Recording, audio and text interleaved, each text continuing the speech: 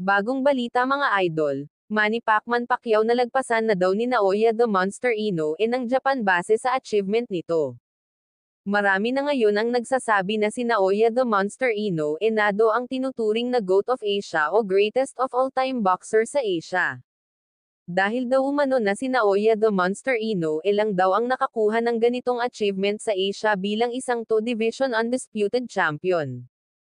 At 4 na division champion, masasabi nating wala na halos Asyano na makakakuha o makakagawa ng ganitong achievement sa boxing dahil hindi rin biro ang naging accomplishments ni Naoya the Monster Inoue.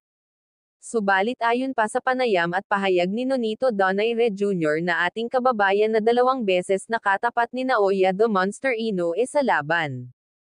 Hindi pa daw natin masasabi sa ngayon na nalagpasan na ni Naoya the Monster Inoue si Manny Pacman Pacquiao sa naging achievements nito bilang two-division undisputed